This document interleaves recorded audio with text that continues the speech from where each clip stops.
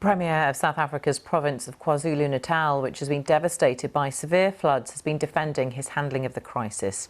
More than 440 people are known to have died after heavy rain caused floods and landslides, and dozens of people remain missing. Let's go live now to our correspondent Lebo Diseko, who is in Johannesburg for us. Lebo, welcome to you. And more than a week on, and the situation in KwaZulu-Natal remains desperate for many millions of people, doesn't it?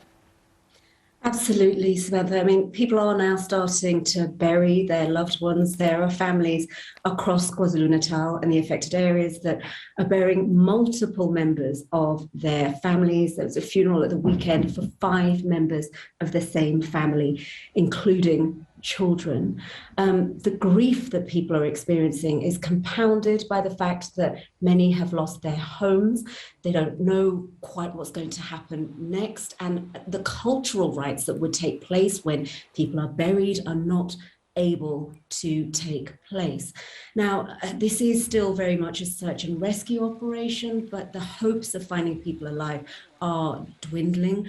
There are still bodies being found. Yesterday, at least one body pulled out of a river. The local authorities told me, though, that they're reluctant to update the death toll, which is currently 435, until they've established for sure what the cause of death was. But there are lots of concerns about things like water, clean water. The local authorities, the Premier's office, saying that they have connected more people to clean water, but there are many communities that are still standing with buckets waiting for water that's safe to drink. So lots of questions and a really desperate situation for many families. How much support are they getting from the central government?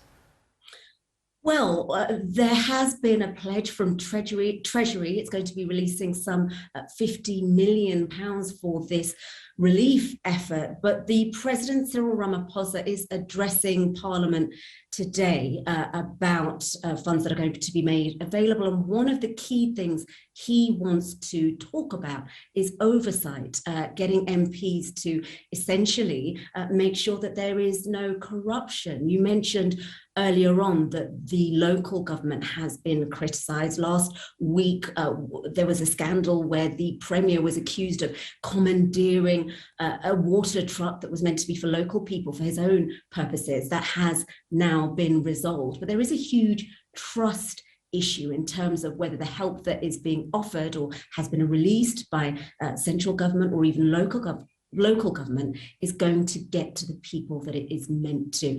And South Africa still have the memory of the COVID-19 funds that were meant to be given to people that needed it, that were lost to graft. Okay, Lebo Diseko, for now, thank you.